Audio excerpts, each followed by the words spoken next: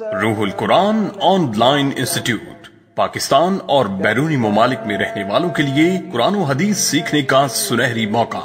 بچوں کی اسلامی تعلیمات کے ساتھ ساتھ درست عقائد اور سیرت و کردار کی تعمیر پر خصوصی توجہ دیتا ہے۔ بسم اللہ الرحمن الرحیم۔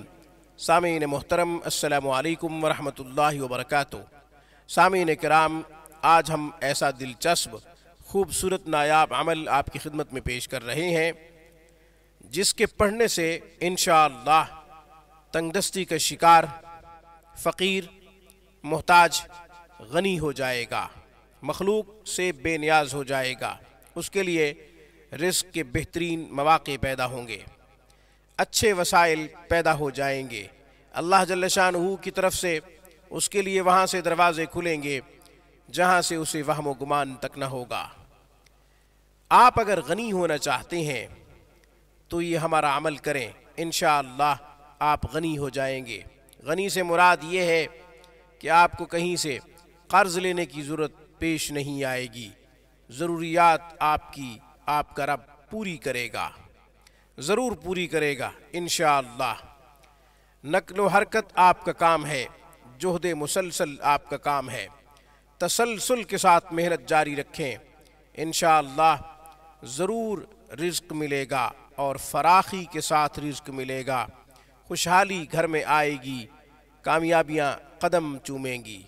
رجوع اللہ ضروری ہے، رحمت خداوندی کو اپنی طرف متوجہ کرنا بہت ضروری ہے۔ اگر آپ چاہتے ہیں کہ آپ غنی ہو جائیں، تنگ دستی ختم ہو جائے، غربت فقر و فاقہ جاتا رہے، تو آپ اپنے رب کی طرف رجوع کریں اور یہ عمل کریں۔ یہ جو عمل ہے ہم نے اللہ جل شانہ کے مبارک اسماء کا انتخاب کیا ہے۔ ان اسماء کو جو کثرت سے پڑھے گا انشاءاللہ اسے بہت سے فوائد حاصل ہوں گے، بے شمار برکات اس کے گھر میں آئیں گی۔ اللہ جل شانہ قرآن کریم میں ارشاد فرماتے ہیں وَلَوْ أَنَّ أَهْلَ الْقُرَىٰ آمَنُوا وَاتَّقَوْا لَفَتَحْنَا عَلَيْهِمْ بَرَكَاتٍ مِّنَ السَّمَاءِ وَالْأَرْضِ۔ فرمایا جو تقوی اختیار کرتا ہے، جو پرہیزگاری اختیار کرتا ہے، جو نیکوکار بن جاتا ہے، اللہ جل شانہ کی طرف سے اس کے لیے برکتوں کے دروازے کھل جاتے ہیں۔ متقی بنے، پرہیزگار بنے، نیکوکار بنے، انشاءاللہ آپ کے لیے برکتوں کے دروازے کھل جائیں گے۔ احکامات الہی کو پس پشت نہ ڈالیں، رسول اللہ صلی اللہ علیہ وسلم کی نافرمانی نہ کریں، دنیا کو بہتر کرنے کے چکر میں اپنی آخرت برباد نہ کریں، اپنی آخرت کو تباہ نہ کر بیٹھیں۔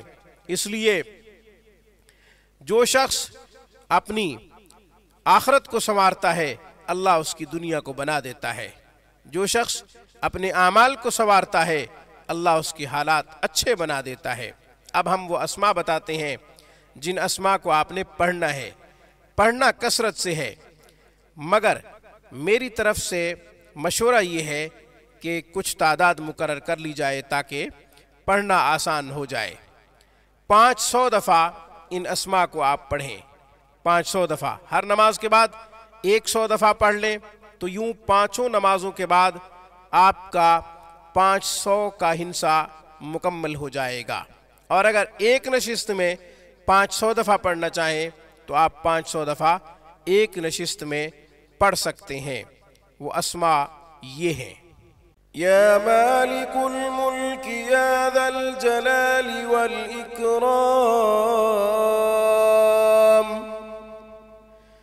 یا مالک الملک یا ذا الجلال والاکرام،